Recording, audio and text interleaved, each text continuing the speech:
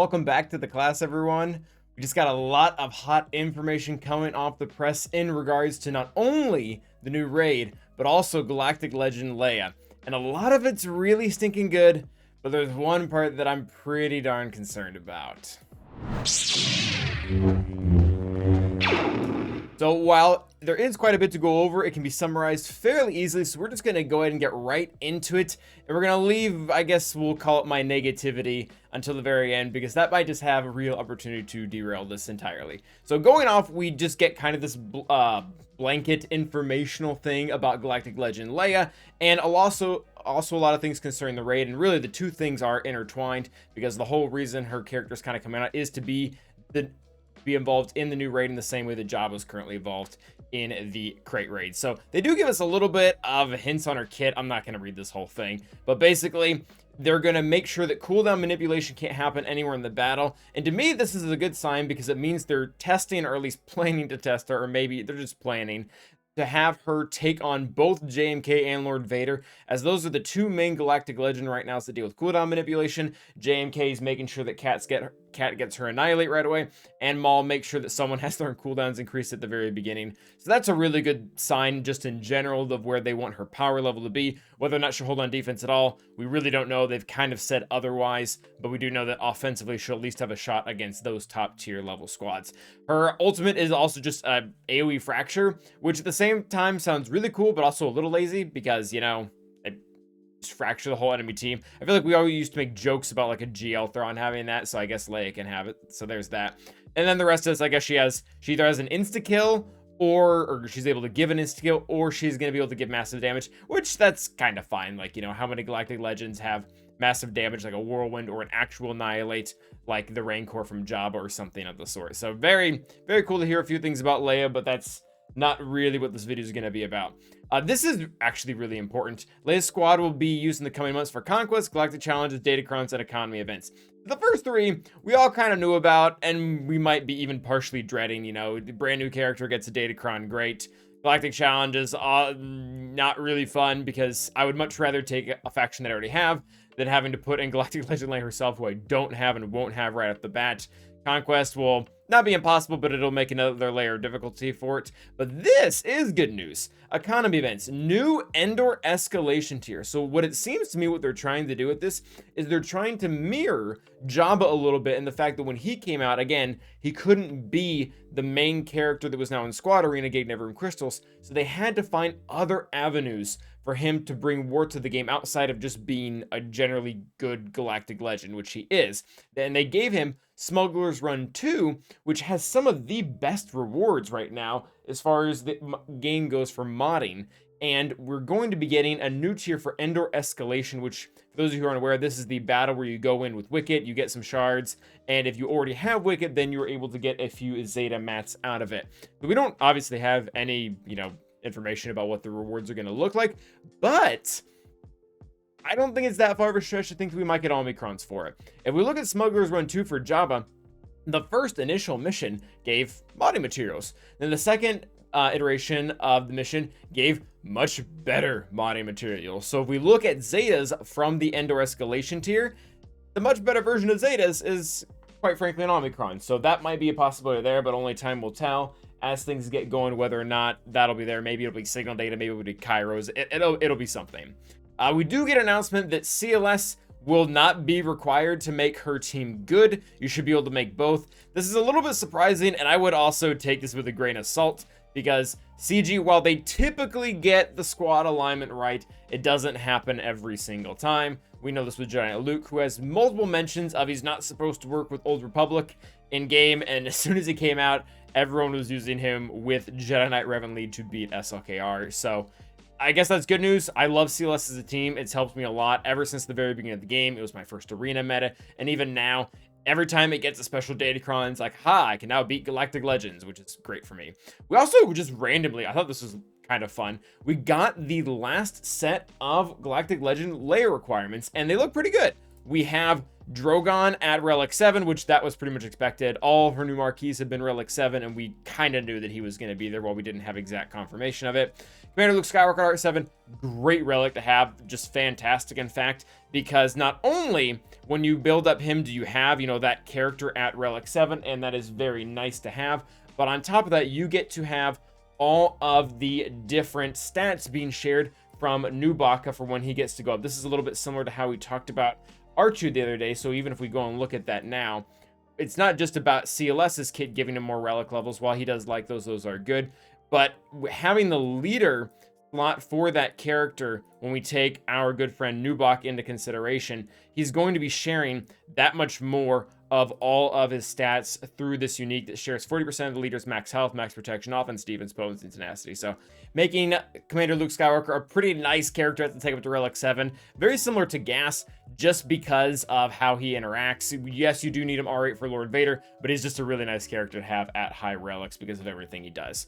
So Boosh at R5, already required for Jabba, and a very important character for his team in general. 3PO and Chewie was already required as well for the JML event, but at a little higher relic levels, again, not terrible. We've already talked up the CLS squad enough to know that it's good.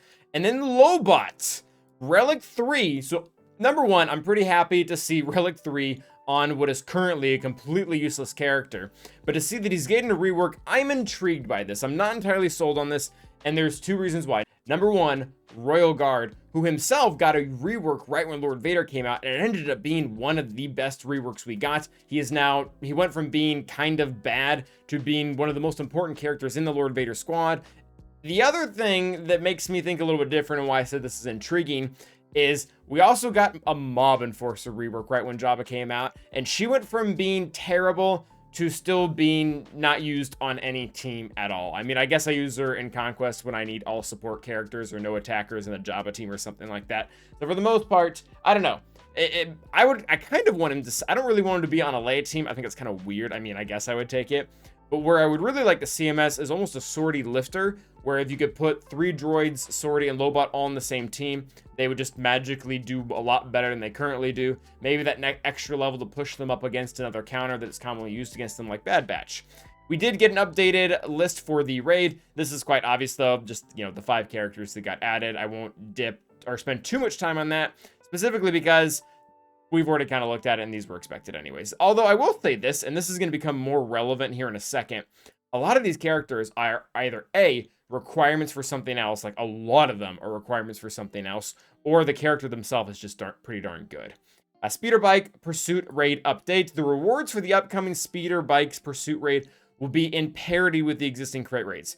Basically, this means to me that there isn't going to be any change at all between the two raids. We're going to have identical raids from the crate into the new raid, and this starts to create a little bit of an issue, because this basically means everything that we've currently invested for the crate dragon hunt, it's going to drop in value, and it's just going to be transferred over to a new raid that we're going to have to start working on kind of from scratch, depending on the characters that we already had going. So I'm guessing it's going to be this exact type of box situation for both guild and personal rewards. This is just going to continue in the other one, and the MK3 specifically is going to be siphoned out of this. That's actually no longer like any type of speculation at all. We know for a fact that that is what they're going to do, because they tell us the pretty much very next thing on here, that the MK3 raid currency is going to be moved away from the crate dragon hunt, which we already kind of knew that, and putting it into the new one.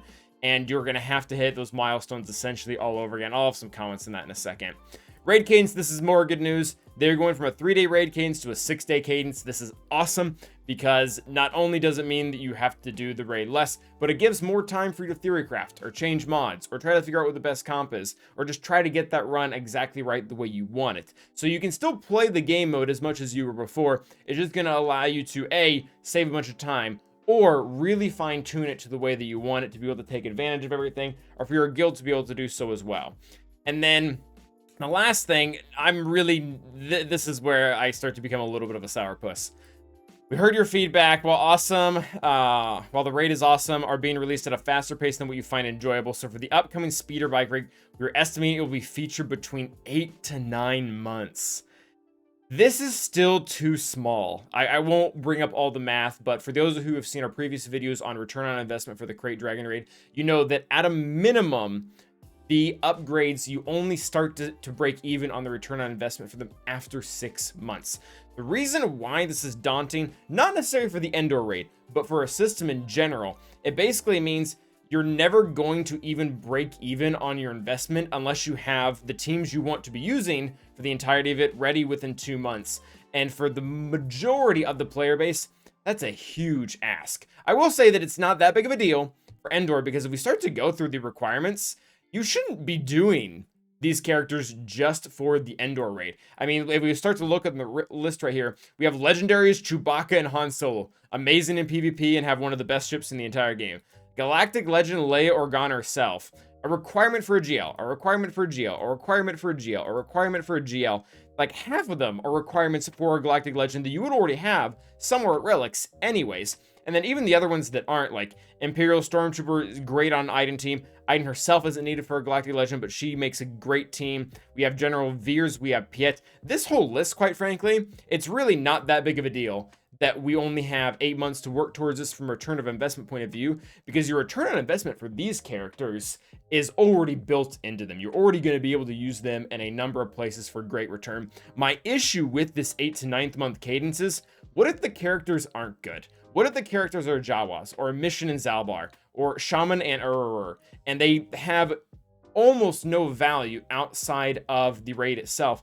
Then this opportunity for after 2 months, you just don't get to have any type of return on investment. I don't like that. I would be much more comfortable if this were somewhere between 12 and 16 months. That would give a lot of people the opportunity to farm it, actually feel like they're getting something out of it, and before switching over to do the next thing.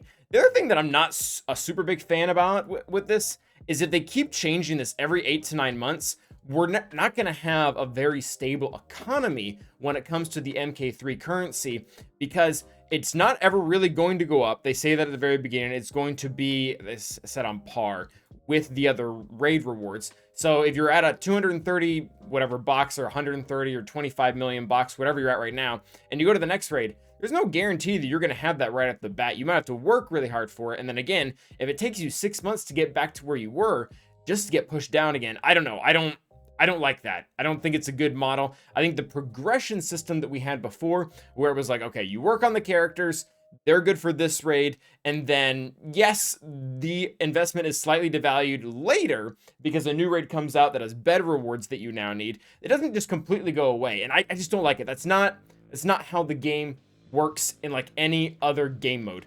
GAC, if you're in Chromium and you don't make it to a Rhodium, you still get the Chromium rewards. In TB, if you're in Hot TB and you don't make it to GeoTB, you still get the Hot TB rewards. You're not necessarily penalized for not going for the newer content. You just don't get what the newer content has. You don't have anything removed from you.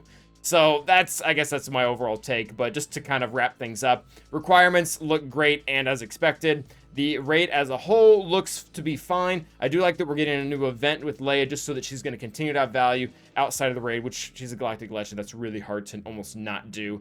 And then my really, I guess, bigger concern, and we'll see where this goes, because again, with the Endor raid, it's really not that big of a deal. But as a system, I don't like this. I do not like only 8 to 9 months. I think it leaves a lot lacking for newer players that are constantly trying to catch up and can feel like they can never get access to the new thing, because the old thing that they worked for just kind of disappears instantly. So that is going to be it for today. Let me know what you guys think in the comments. And as always, stay awesome.